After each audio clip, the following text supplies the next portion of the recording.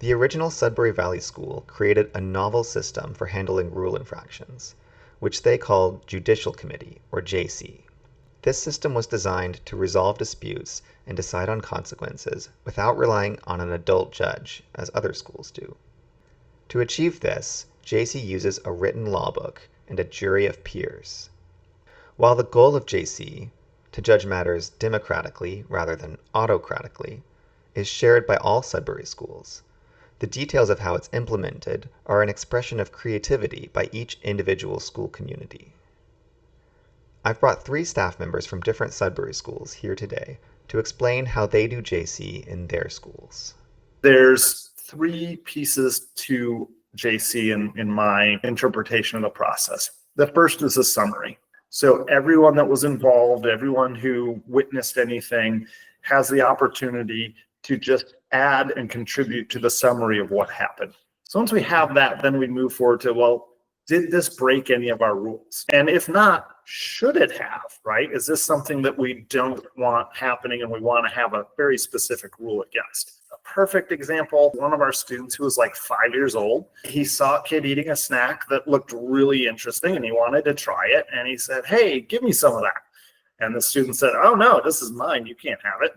And he was upset that that student wouldn't share with him. So he wrote up a case and said, "Hey, I wanted to try a snack and this student wouldn't share it." And so we had a case. It wasn't just like, "Oh, no, that's not how the world works. That's his." And, so the students went through that whole process of deciding, like, should we be compelled to share? Should we bring enough to share when we have something that's unique? Like, what are the right ways to handle this dispute? And in the end, I think the student who didn't get the snack was happy to have been taken seriously when he said that's not fair, because ultimately that's really what we're looking for. It's a sense of justice and a sense that everyone has been heard and has been understood.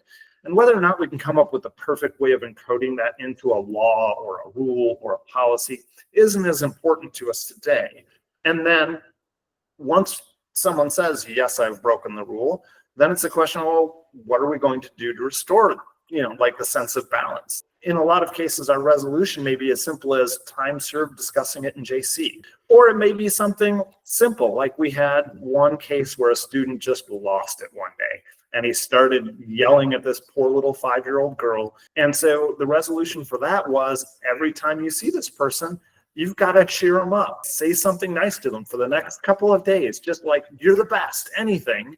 So we're typically looking for a resolution that will undo whatever damage was done in the relationship between 2 people or between a person and a school. So when we started with a template similar to Sudbury Valley School. So we had we called it the Judicial Committee, the JC, and we had a rotation of jury members. And we had the rhetoric of, guilty or not guilty. And then we decided as a community, we wanted to evolve that to be a little less harsh feeling, for especially our younger voting members, is what we call our students and staff. So it went from being guilty or not guilty to, I accept responsibility for what I did.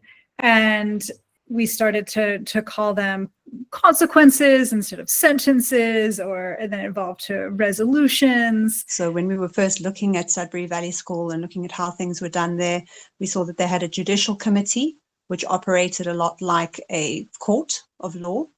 At that time in South Africa, we didn't have a very good experience with our mainstream legal system in South Africa. It's plagued by a lot of corruption and it's often used politically. Whereas we had really great experience with the Truth and Reconciliation Committee in South Africa, which was more about restorative justice. So I had a conversation with Danny Greenberg at Sudbury Valley School. He said that it was up to each space to create something that fit with their own circumstances, their own realities, that was, part of the point, and that the Judicial Committee had been modeled on the New England town meetings, which was, where Sudbury Valley was located. So we set out trying to create our own system, and we came to call it an access committee. In Sudbury tradition, there's something called certifications, I'll use an extreme example. At one point, Riverstone was donated a chainsaw.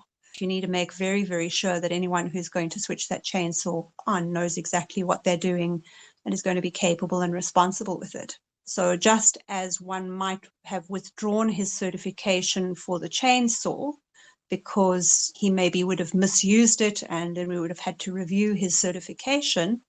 So in the same way, if a student was not able to be peaceful with other students, or there would be some kind of serious conflict arising, then we saw that also as a matter of access.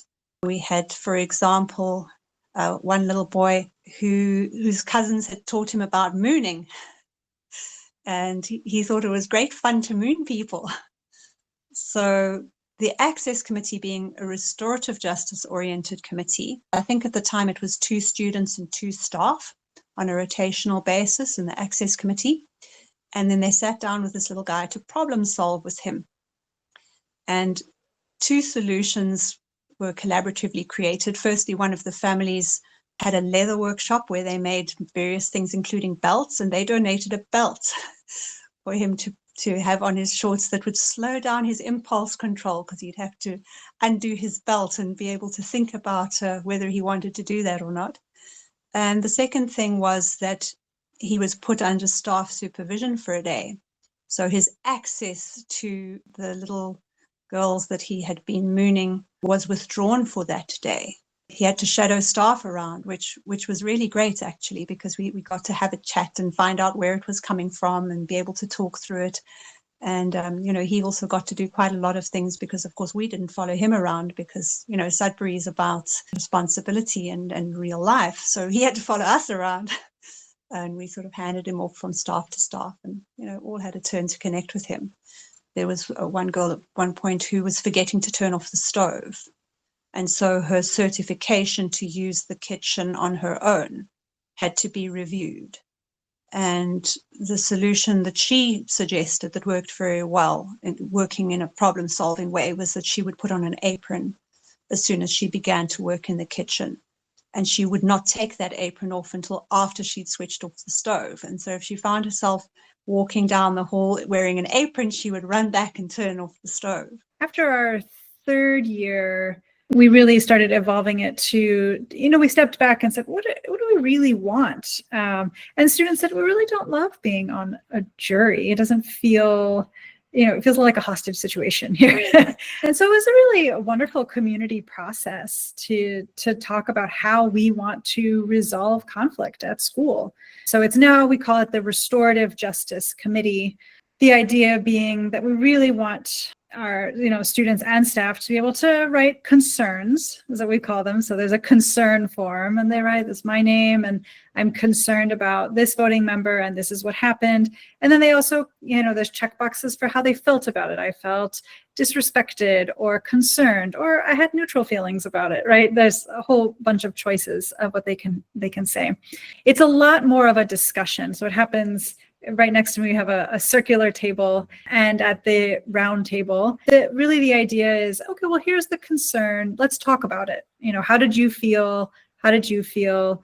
What was going on? And the questions have really evolved from, just do you take responsibility to, how can the community support you in making different decisions? Or, what do you feel like you need to feel like this is resolved? Or what do you feel like you need to do something different next time? It's very interesting when someone complains that their resolution for a particular infraction on the rules is such a nothing burger that it's not going to deter them from doing it again. Because when they do it the 2nd and the 3rd and the 4th time and that resolution starts to have teeth, one of the more common things in our school to happen is if you don't pay attention to JC and to its resolutions, if you don't take them seriously, then you can get suspended and basically be told, the community doesn't want you here for a day or 2 because you're not taking their concerns seriously. And all of a sudden it's like, whoa, how can you suspend someone for not doing their dishes? But they're not being suspended for not doing their dishes. They're being suspended for not treating the community with respect when the community says, hey, we really need you to pay more attention here. So sometimes the resolution will be, hey, it seems like you two probably just need to have some mediation. So we have a mediation team of staff, and then sometimes older students will ask to be trained. Sometimes resolutions will be, hey, you keep leaving all your lunch stuff everywhere in the kitchen. So how about you just can eat outside, which in Miami you can do mostly year round. And if it's raining, of course, you can still eat inside. So let's try to find something to help remind you that this is important.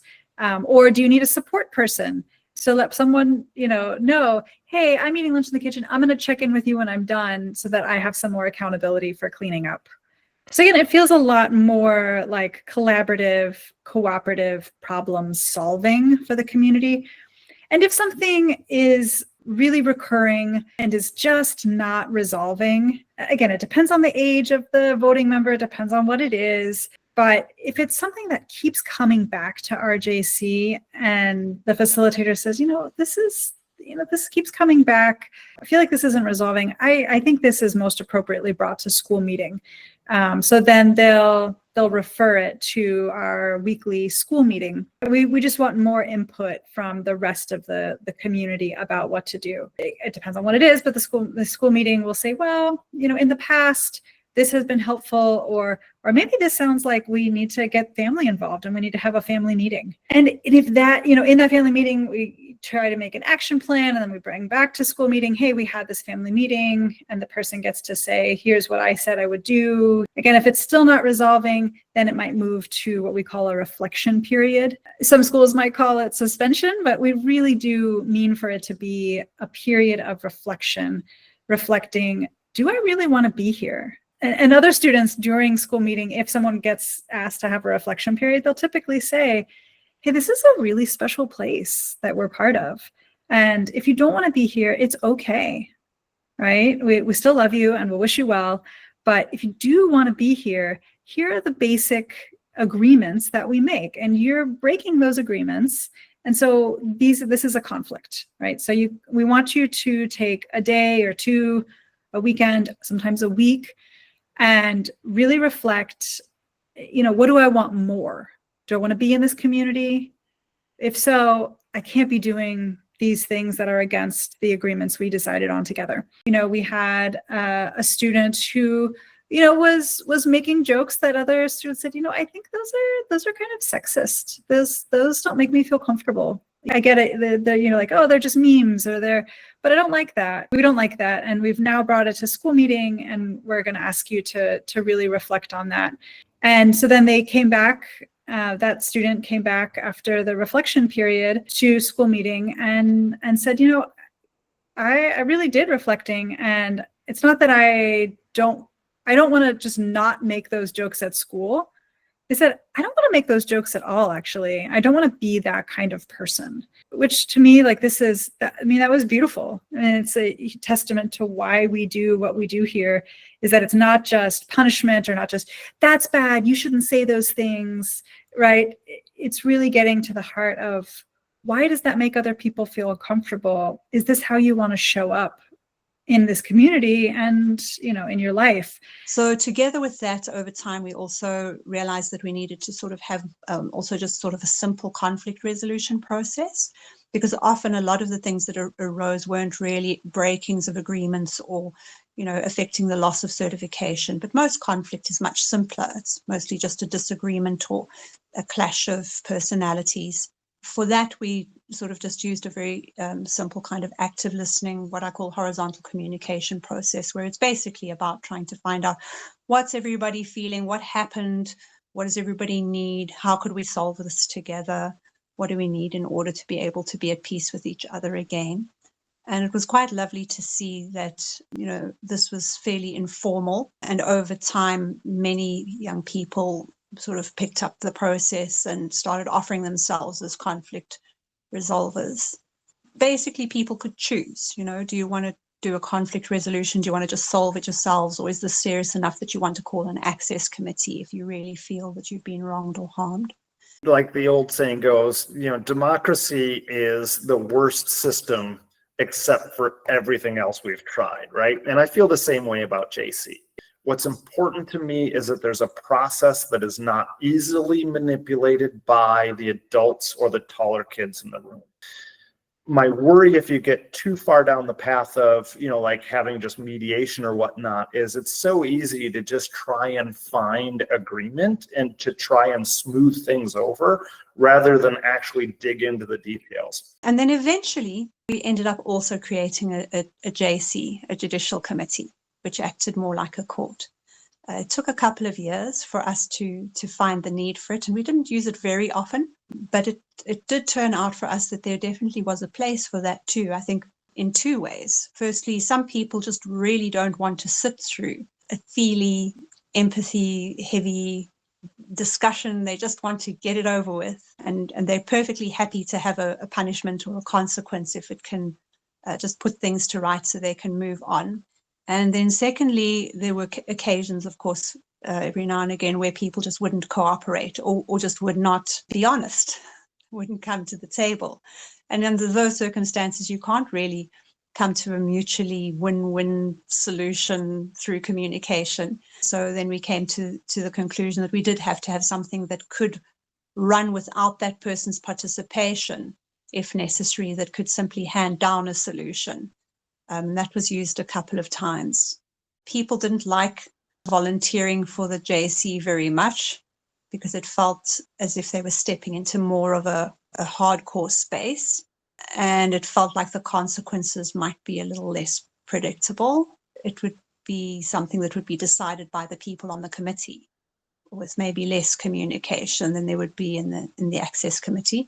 But I think, people in general don't feel much like resolving conflict generally. It's like they want to get on with their lives. So I think the most popular thing was generally kind of informal solve it yourself, so that you don't have to have a formal thing to sit down with. So we've kind of found over time we did less of all of the above. So it kind of became a sort of a cascade, if you like. It's like just solve it yourself informally, or sit down and get anyone who wants to help you mediate and resolve your conflict, or call an access committee. We also had 2 levels of access committee. You could have 1 staff and 1 student if it wasn't very serious, 2 of each if it was something substantial. And if that wasn't working, it could go to the JC. And if that wasn't working, it could go to meeting. Meeting, of course, in a Sudbury school is the ultimate authority, because that's where all of the real decisions are made. So anything very serious has to go to meeting.